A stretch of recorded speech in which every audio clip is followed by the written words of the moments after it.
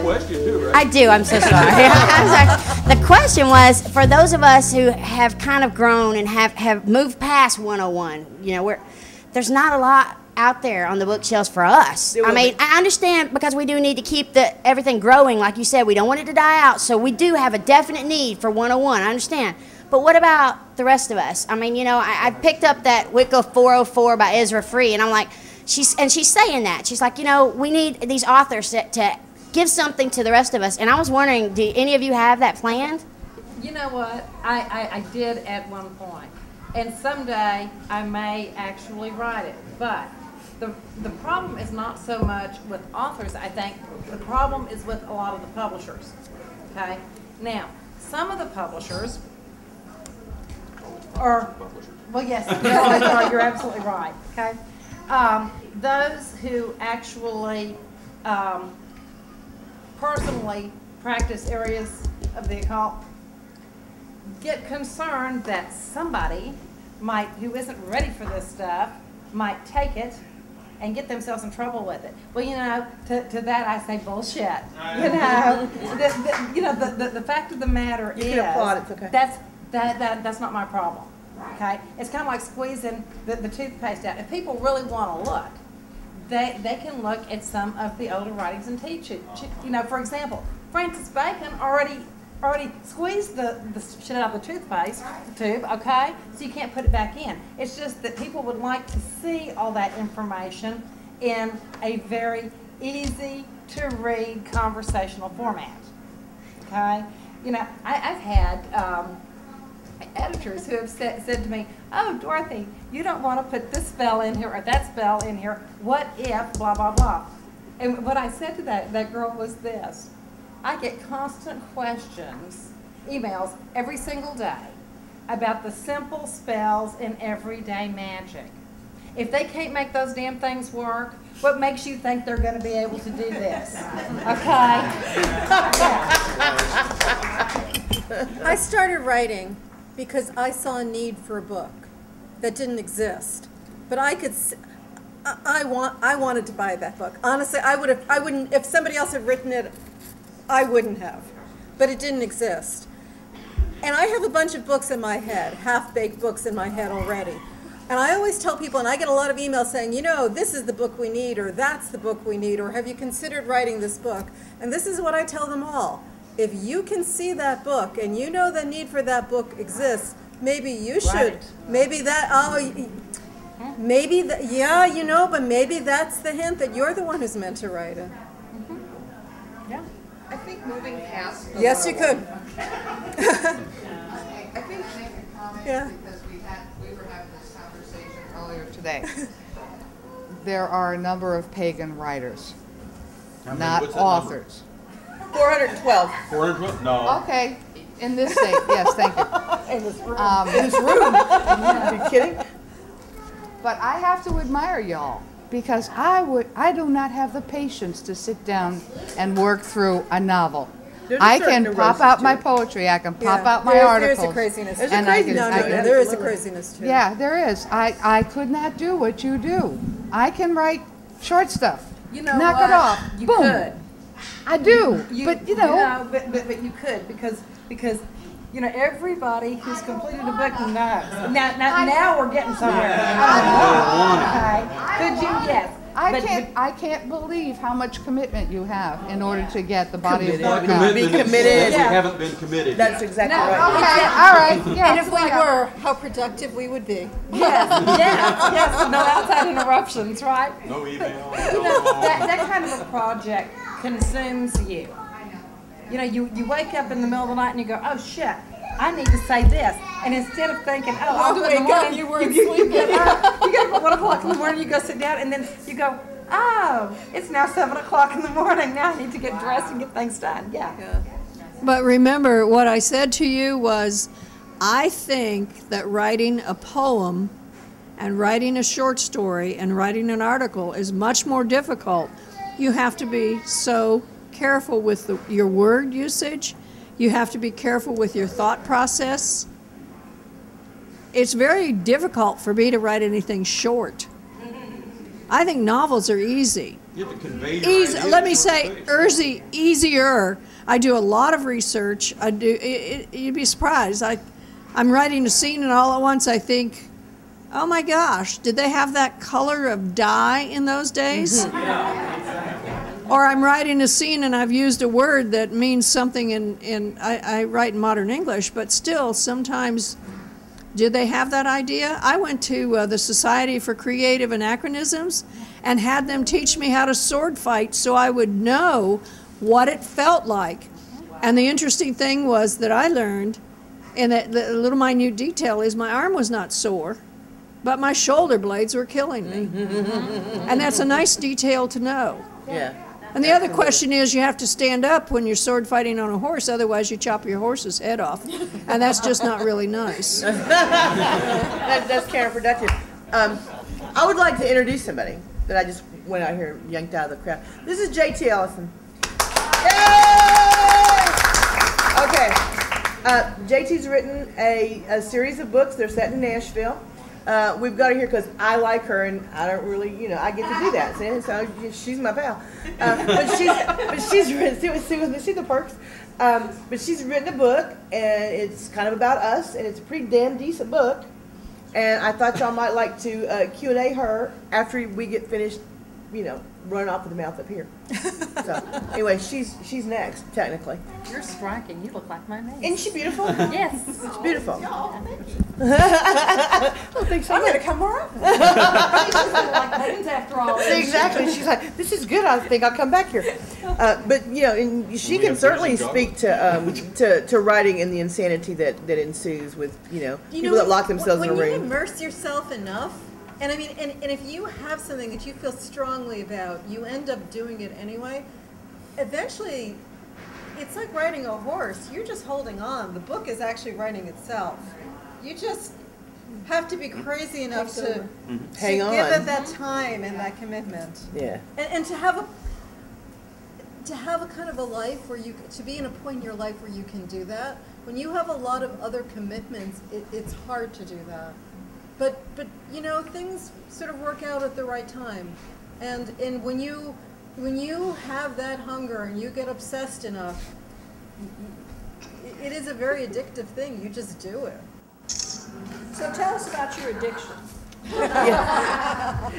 Or why you should be committed. Oh, I should be committed. My addiction is, I guess I'm on the 8th novel right now in the series, and the book that I was talking about with you is called The Immortals. That was one that just got under my skin, and that's the thing, when you find something that you're interested in and that you want to tell the story, the length doesn't matter. And you may be intimidated by the idea of the work that goes into a novel and the time that goes into a novel. But, if you write 1,000 words a day, you have a novel in 3 months. 3 months is not a long time. Yeah, because my thing has always been with my writing is 3 pages a day. 3 pages a day. As long as you're consistent with it, poof, you have a product. It goes so fast. 12, and that's good. Yeah. I slack off the That's next actually day. why I'm late. I was in Chattanooga this morning and I got on a roll and, my husband's standing there going, we got to check out of the hotel in like just 10 more minutes. It really is, it becomes an obsession. And when you find a story that you want to tell, the length's not going to worry you. Forget. You just do it. I mean, Well, and the story doesn't end until it ends itself. yeah. Well, exactly. You write the until it's story. finished. The story you write until it's finished. I mean, I write both short and long. I turned a ghost story in yesterday. That was 5,200 words, something like that, 20 pages. No big deal. Took 3 really intense writing sessions to get it done. The novels take about 3 months to write because it's that 1,000 words a day, and it just builds on itself and poof. I think what you do is Magic. it is magic. It really is. But you build your world, and then you get sucked into it, and then you spit out books. And Yes. but you have to be so committed. You do. You do really. There's that word again. You live, breathe, and think, and that's when I quit. It's a good thing I live alone because that's when I quit sleeping, at normal hours, and I eat cheese sticks because I don't have time to cook. I don't even know sometimes that I've eaten anything until I look down and there are 4 or 5, those plastic things that had cheese sticks in them. Either I either ate them or I have a rat around. I don't know. Well, it's a transcendental experience. It is really, well, the first time it happened to me, it scared me to death. I thought I was losing my mind. Well, but now I don't care. Now you're like, yes. Yeah. What about, when you're driving along and you look up and you've missed your exit because you've been thinking about something? Yes. Writing's Hell, the I same missed thing. Nevada. No, I missed Nebraska once. From what I hear, you didn't miss much. Okay, besides that, all right, okay, I stand corrected. Let's go. I think everybody brings up an interesting point. Writing is its own spiritual path. Yes, absolutely. I know, I cannot wait till this damn book on alchemy is done, because then I can think about other things. Yeah. Then you'll stop coming out of the back room going, I figured out arithmetic with elements and oh, honey, that is the best place in the world to bring up ideas. It's sitting on the block. I'm telling you. There are no interruptions. And there's a paradox for pagan writers who want authors to write rituals for them, but writing is our ritual. I mean, it is, it is our ritual, it is our meditation, it is our spiritual offering. So. It's a work of art just like anybody paints. Yeah. Oh, absolutely. It's a spiritual obligation, depending on the type of writing you do. That time I hit that last 40,000 words on a novel, my wife and daughter stopped talking to me because I am not even there. Yeah. I am just a body that's wandering around the house and shoving something in the side of my face or making coffee. There's no clean laundry. There are no leafy greens. No, it's just it's pizza every night. You need to tell me that there are actually leafy greens at your house. There are sometimes. I've had lunch with her. She eats leafy greens. I do. My children are really good cooks, and they're good cooks because when I'm writing, I don't. My husband goes to work every day. He's worked for the same company for 30 years. He works 6 to 7 days a week, 14 hours a day. He likes to clean. I let him. Oh, thank God. He likes to cook. I let him. Hey, baby. Are you hearing this? The only thing that he does a piss poor job at is laundry, and I don't mind that. But he scrubs windows and toilets and the whole 9 hours. Wow. I get to do what I do. Very nice. Yeah. Very nice. Could we maybe extract some of his brain cells and inject them into other people that we know? Yeah.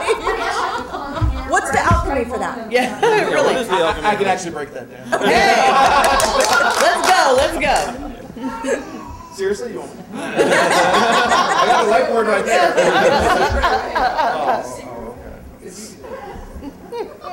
We got another question or 2 or 4 or 12, or should we turn this over to JT and make fun of her? Yeah. You got one question? Who's it for? You.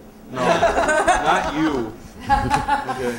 Mr. Sellars, I would really, really, really like to know what you had for dinner. Like you all to meet Pam, my stalker. Yay!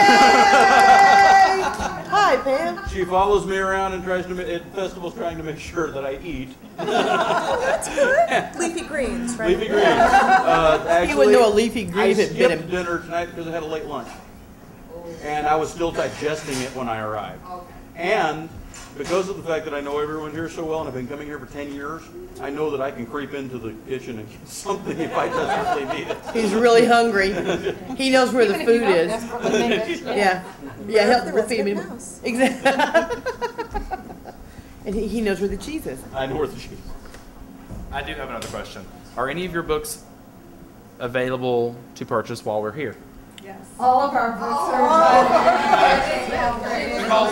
Absolutely. Except for that one. I see a book and that book is not available in the United States, and that one is not. Why do you think I brought it for you to sign? Wow, that's beautiful. It's my baby. British publisher. And that is the book that I wrote because the non-Wiccan witches wrote to me and thanked me for writing and said they weren't represented. And I thought, well, then I can write that book. I was just asking, that would be a great way for us to, those that we don't know, we can. I have books here. I think everybody I has didn't say books him here. ourselves. You need to buy my books. We're actually not setting up to sell them tomorrow. Yeah, I think we'll set up to sell tomorrow. Where? Cool. Well, we're gonna swing from the rafters like monkeys, probably. Well, you usually do. We set We're up gonna be down back here, there, I think. usually down back there. Yeah. And I'll need 3 or 4 tables. Y'all can have one. I just thought. Now, did you hear what he said? He said need 3 or 4 tables. Let me tell you a story about that. This actually happened at PUF. Knucklehead here. Otherwise known as Now, I want Dorothy. you to understand, I've been coming to PUF for 10, 11 years, some crap like that. Some now. kind of crap like that. Yeah. I'm kind of a fixture here, I think. You know, people don't even care that I'm here anymore. It's just like, oh, it's I thought he was a figment. I thought he was a figment. I thought so too. Okay. Either way, Tish is talking to me, a couple of years into this gig, and she says, you know anybody else who might be interested? You got contacts? And I'm like, oh, well, I know this chick named Morrison, and and I could hook you up. So I get Morrison into the festival. Okay, we're setting up, and at that point in time, I had 3 or 4 books. At that point in time, 3. I had 3 books at that time. She had like 7 or 8 at that time. Crap like that. 42. She says, "Oh, this table will do fine. Sellars only has 3 books."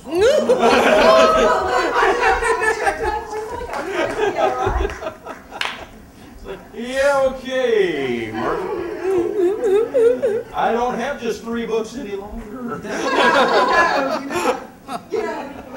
When he first met me, I walked into one of his seminars one night, and I heard him say, Dorothy Morrison is my goddess. And I thought, that's really nice. Oh. Then I turned around and I saw her at my seminar. We go on tour together. 6 months later, I walk into one of his seminars, and instead of Dorothy Morrison as my goddess, it's that fucking Dorothy Morrison. The world turned quickly. I was stuck in a car with you for 2 weeks. Things change when you're. Yes. Things change when you're on tour with someone. God knows. Oh, we've been through hell and back together, so we can. It's pretty interesting for what, 10, 12 years now. Yep. Yeah. And we still like each other. So that's a good friendship. Yeah. Any more questions? Teeny one? How teeny? For Dorothy? No, she's done. I want to thank you for Utterly Wicked. That is awesome. The just awesome book. And you hear people, whatever. It was awesome, and it needed to happen, and I couldn't be more happier that you did it. It's fabulous. And I just have always wanted to tell you how much I love it. Thank you very much. If you guys don't have it, you really need to buy it. Oh, It's awesome. and it will be here for sale in the morning. Yeah. That's right. There you go. Thank you. Going once? Going twice? JT. Sold to the lovely lady.